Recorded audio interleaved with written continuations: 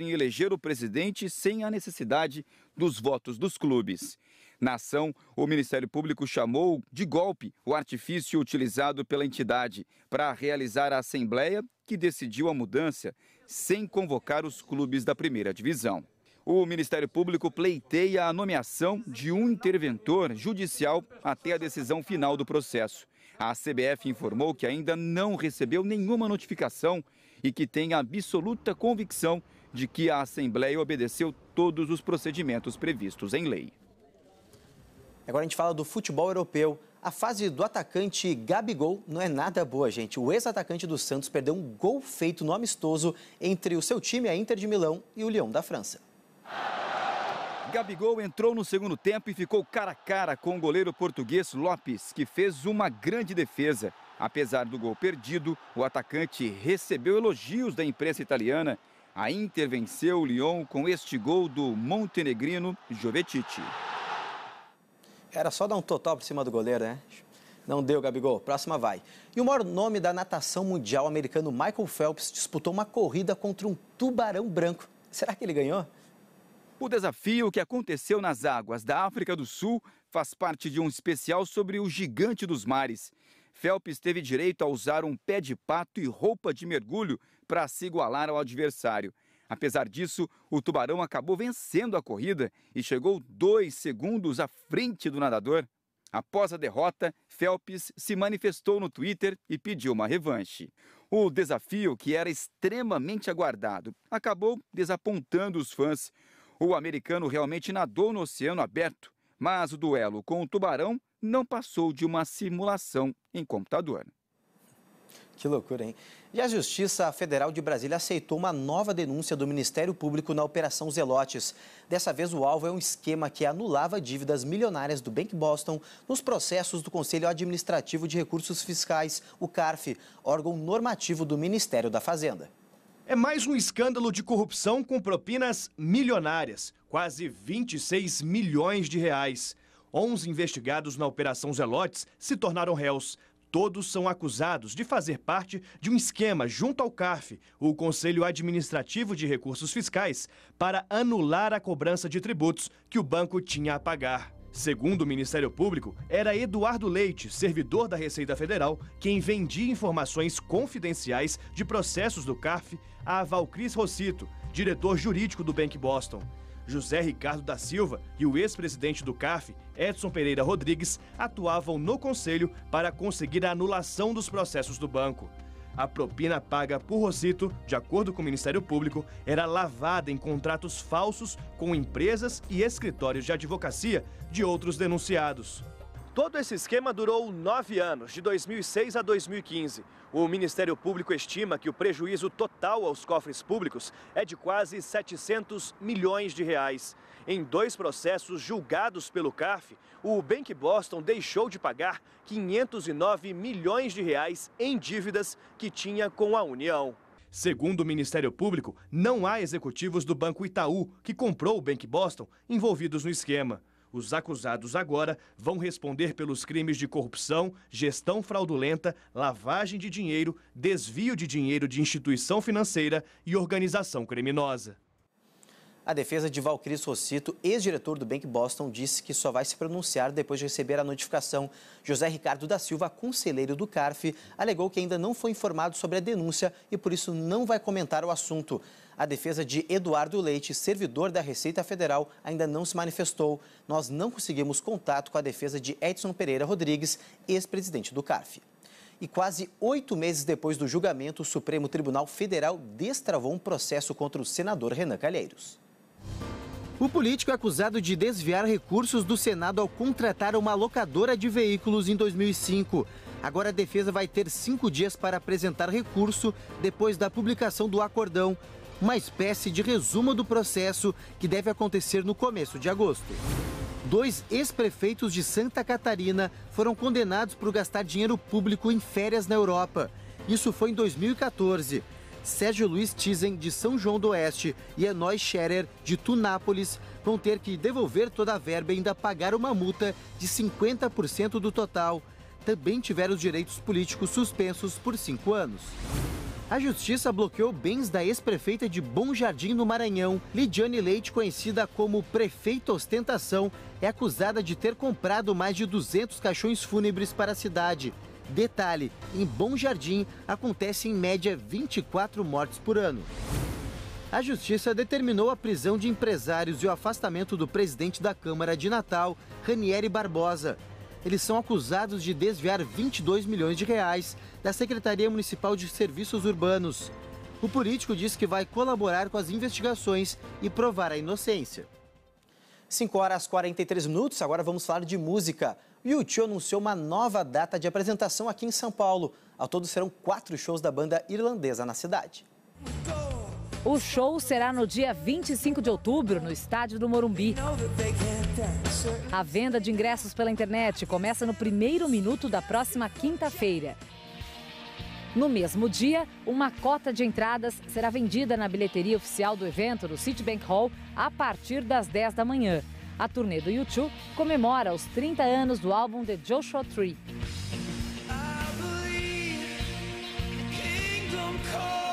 Os ingressos para os outros 3 shows estão esgotados. Quem quiser, é bom correr.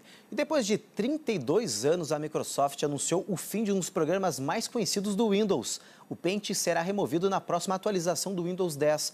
O aplicativo que permitia aos usuários desenhar e editar imagens está presente desde a primeira versão do sistema operacional em 1985. A data da remoção não foi divulgada. E o cantor canadense Justin Bieber surpreendeu os fãs e anunciou o cancelamento da turnê mundial. O motivo você descobre agora. A equipe do astro divulgou um comunicado dizendo que a decisão aconteceu após circunstâncias imprevistas. O canadense tinha apresentações marcadas nos Estados Unidos, Japão, Singapura e Filipinas. Os ingressos serão reembolsados. Num vídeo divulgado pelo portal TMZ, o artista se justificou, dizendo que estava tudo bem, mas que ele precisava descansar.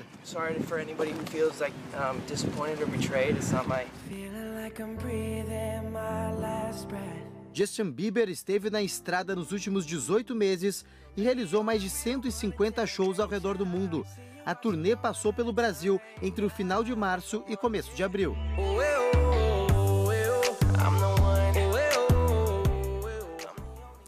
E um caso que tem provocado comoção mundial ganhou mais um capítulo nesta segunda-feira. E um capítulo triste, viu, gente? Os pais do bebê britânico que sofre uma doença rara e sem cura desistiram de lutar na justiça para conseguir a transferência da criança de um hospital de Londres. Yula Rocha. A decisão que pai nenhum no mundo gostaria de tomar. Vamos deixar que Charlie siga seu caminho com os anjos.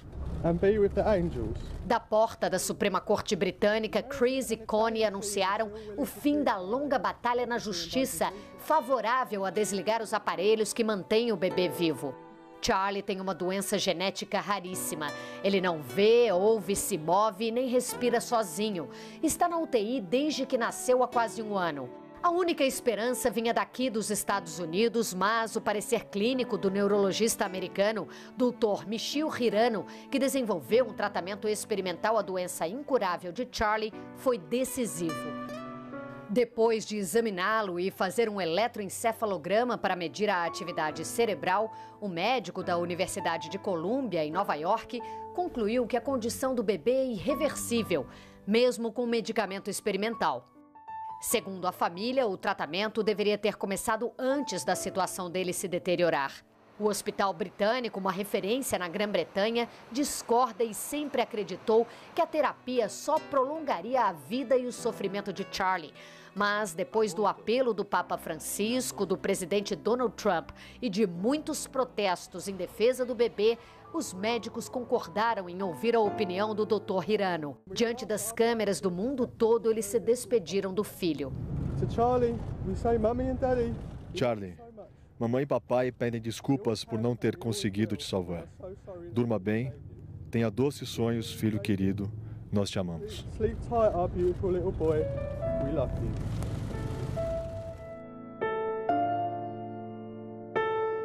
O hospital e a família cuidam agora dos momentos finais de Charlie, mas ainda não há uma data definida para desligar os aparelhos. Os pais, porém, adiantaram que o menino não deve completar 1 aninho de vida no dia 4 de agosto. De Nova York, Ula Rocha, para o SBT Notícias. Nesta segunda-feira, presos do Centro de Detenção Provisória de Pinheiros, em São Paulo, se rebelaram. 2 pavilhões foram queimados. Parentes dos detentos reclamam da superlotação da cadeia. Fogo e muita fumaça. A rebelião começou no fim da manhã. Presos do CDP-1 de Pinheiros atearam fogo em colchões, lençóis e roupas. Homens do grupo de intervenção rápida foram chamados e invadiram o cadeião para controlar o tumulto. Bombas de efeito moral foram disparadas. 2 horas depois, a situação estava controlada. No pátio, os presos foram reunidos para a contagem. Segundo o governo do estado, ninguém fugiu ou ficou ferido. A Secretaria da Administração Penitenciária afirma que não houve reféns na rebelião. Aqui na porta do presídio, familiares dos detentos ainda aguardam notícias. Eles denunciam que os presos sofrem com a superlotação da cadeia. Não é que a gente vai aqui passar a mão na cabeça do meu filho, nem de pessoas que, no entanto, estão devendo, mas a situação é caótica, não tem condições, é um submundo, não tem condições, não tem condições. Dados oficiais da Secretaria da Administração Penitenciária de São Paulo mostram que a unidade onde aconteceu a rebelião tem quase 3 vezes mais presos do que a capacidade. O complexo do Cadeião de Pinheiros apresenta mais de 200% de superlotação. São 2.166 vagas para quase 5.000 presos. São 2 numa cama, uma cama de solteiro para 2 pessoas dormir. Por aí você já entende que é alguma coisa. O atendimento jurídico dado aos presos e a entrega do jumbo, o kit de alimentos e produtos de higiene que os detentos recebem dos familiares foram suspensos. Em nota, a Secretaria da Administração Penitenciária diz que mais 15 presídios estão sendo construídos no estado. 5 horas e 50 minutos, seguimos ao vivo até às 6 horas da manhã e seguimos também falando de violência. Um ladrão se deu mal, mas muito mal, tentar roubar uma moto em Cariacica, na região metropolitana de Vitória, no Espírito Santo. Ele não sabia que o dono do veículo era um policial militar que reagiu e matou o bandido. Um dos tiros acertou o retrovisor da moto do soldado de 25 anos. O crime aconteceu no final do bairro Areinha, em Cariacica Sede. O militar foi surpreendido por assaltantes no início da noite. Segundo informações da polícia, o soldado voltava de uma cavalgada. Ele guardou o cavalo num aras aqui nas proximidades e pegou a moto para ir para casa. Nesse trecho da estrada que vai para a reserva de Duas Bocas, o militar foi fechado por um veículo. Dentro desse veículo havia 3 criminosos. O que estava no banco de trás desceu e anunciou o assalto. Ele exigiu todos os pertences do soldado, inclusive chegou a subir na moto dele. Foi aí que o militar se identificou e deu voz de prisão. Só que nesse momento, os comparsas do bandido atiraram. O soldado revidou os tiros e matou o assaltante que tinha subido na moto. No corpo, a perícia encontrou 8 perfurações. Os outros 2 bandidos que estavam no carro conseguiram escapar. O homem que foi morto estava sem identificação. O caso está sendo investigado pela Divisão de Homicídios. Moradores não gravaram entrevista, mas disseram que a região está muito perigosa. De uns tempos para cá, tem acontecido muitos roubos e assassinatos. A cada 2 dias, um policial militar é assassinado no estado do Rio de Janeiro. O último caso foi a morte de um sargento. 3 suspeitos de atacar uma viatura e matar o PM já foram identificados pela polícia.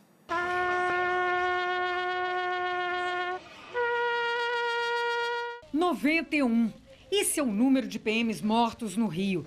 14 a mais que em 2016. Hudson Silva de Araújo foi a última vítima. O sargento foi atingido domingo durante um patrulhamento na comunidade do Vidigal, na Zona Sul. Um profissional extremamente qualificado para o serviço, era um guerreiro, era um combatente. Na manhã desta segunda-feira, policiais fizeram uma operação no morro. Ninguém foi preso. Mas 3 suspeitos já teriam sido identificados. Dos PMs mortos só este ano, 21 estavam em serviço, 53 de folga e 17 eram reformados. Hudson era policial militar havia 15 anos. e planejava se aposentar no ano que vem. Ele tinha 2 filhas pequenas. É mais uma família destroçada pela violência no Rio. O corpo do sargento será enterrado nesta terça-feira. Pelas redes sociais, a dor dos parentes. Com mais essa morte, o Rio atinge uma marca assustadora. É disparado o estado com maior índice de PMs assassinados no Sudeste. Nos primeiros 6 meses do ano, São Paulo registrou 16 mortes, Espírito Santo 2 e Minas Gerais 6. Este PM conta que a polícia do Rio está sucateada e em desvantagem em relação aos criminosos. Péssimas condições. O travo, nossos fuzis, a gente tira leite de pedra, na verdade. Já tem unidades aí que as viaturas, toda furada de bala, nós não somos peça de xadrez, somos vidas. Dentro dessa farda existem pais de famílias, tem mulheres e crianças nos aguardando em casa. E agora você vai ver uma reportagem revoltante que mostra o descaso do serviço público. Em Duque de Caxias, na Baixada Fluminense, famílias que já enfrentavam a dor da perda de parentes tiveram que esperar por muitas horas por peritos do IML para poder liberar os corpos. É muito sofrimento. Ele era muito querido. Eu acho que ele merecia isso. Os médicos legistas e peritos que deveriam fazer os exames cadavéricos dos corpos não apareceram no final de semana, segundo familiares. Esse rapaz da foto é Paulo César de Andrade, 40 anos. Ele morreu há 4 dias no Hospital Estadual Adão Pereira Nunes, em Saracuruna. Segundo a família, o corpo dele ficou sexta, sábado e parte do domingo fora da geladeira. A gente imploramos o rapaz para conseguir uma geladeira para botar o corpo do meu irmão, já estava em estado de composição, podre. O mesmo sofrimento estava vivendo Andréia da Conceição. O marido dela, Alessandro Santos de Araújo, de 40 anos, morreu também na última sexta-feira no Hospital de Saracuruna. No sábado nós passamos o dia inteiro aqui, simplesmente não teve perito para poder estar fazendo a autópsia nos corpos. Esta van de transporte de presos chegou no local para que os detentos fizessem exames de corpo de delito, mas não havia profissional para atender. 11 corpos aguardavam aqui no Instituto Médico Legal de Duque de Caxias para poder passar por perícia. Nenhum perito apareceu aqui no final de semana, o que as famílias classificavam como um verdadeiro descaso. Além da gente estar passando por o sofrimento de ter perdido o ente querido, ainda tem que estar passando por toda essa burocracia. É uma falta de respeito muito grande. O odor no IML era horrível. Os familiares dos mortos tinham de ficar expostos a isso. Somente por volta das 9h10 da manhã foi que uma profissional chegou, mas não quis falar sobre o assunto. Qual apelo que a senhora faz agora para que alguém do Estado possa fazer alguma coisa por vocês? Que tira ele para ele ser enterrado logo, porque a gente queria até ver ele antes dele partir para o cemitério, mas não vai ter como. Como é que a gente vai ver? Ele está em posição qual? O corpo dele está nesse estado, como é que a gente vai ver ele? Dá o último adeus. Ninguém merece esse tipo de situação. E foi presa em São Paulo uma criminosa conhecida como a primeira-dama do tráfico de drogas. Segundo a polícia, ela faz parte da maior quadrilha do estado. A mulher era procurada por organização criminosa, sequestro e também cárcere privado. Veja agora os detalhes na reportagem de Fábio Diamante. Thalita Martorano comprava um sanduíche com uma amiga nesta lanchonete na zona leste de São Paulo quando foi surpreendida por investigadores. Conhecida por policiais como a primeira-dama do crime, estava o tempo todo protegida por uma advogada. Dá licença aí, por favor. Mas a primeira-dama perdeu a classe. Tentou chutar o cinegrafista do SBT. Thalita entrou para o mundo do crime depois de namorar um traficante de drogas, integrante de uma facção criminosa de São Paulo. Aos poucos, ela foi ganhando espaço, foi presa, cumpriu pena por tráfico de drogas. Atualmente, segundo a polícia, Thalita é responsável pela venda de drogas em parte da zona leste da capital paulista e em Caraguatatuba, no litoral. Ela é bem forte, tem uma ascendência bem forte dentro do crime organizado e é, digamos assim, respeitada pelos demais criminosos. Ela é uma menina bem afeiçoada, uma menina bonita e por conta disso e da força que ela tem dentro do crime organizado que ela tem esse apelido. Thalita estava com a prisão preventiva decretada desde junho. Ela é acusada de ter liderado uma espécie de tribunal do crime. Esta empregada doméstica, que cuidava da mãe da traficante, foi acusada de ter furtado R$53 mil em cheques. Ficou sequestrada nesta casa por 2 dias. Um tal de neguinho falou assim: você não vai embora, você tá nas ideias, então você vai ficar. Aqui você não sai, você tá sequestrada. Aqui a gente fica 1 mês, 15 dias, 10 dias, até você começar, a gente não tem pressa. O Tribunal do Crime já tinha decidido que a empregada seria assassinada. Tá esperando uma ordem para me matar. Mas a polícia chegou antes, salvou a empregada e prendeu 2 homens e 2 mulheres. Thalita trocou tiros com a polícia e fugiu. O que surpreende os investigadores é que a primeira-dama não precisava de nada disso. Está no crime porque quer. Ela administra bens da família, imóveis, locações. Ela tem uma atividade empresarial cuidando dos bens da mãe e ainda assim é totalmente envolvida com o crime organizado, principalmente com o tráfico de drogas. Depois dessa reportagem, nós ficamos por aqui. O SBT Notícias volta amanhã. Muito obrigado pelo carinho, pela sua audiência. Assista agora o Primeiro Impacto. Bom dia para você e tchau!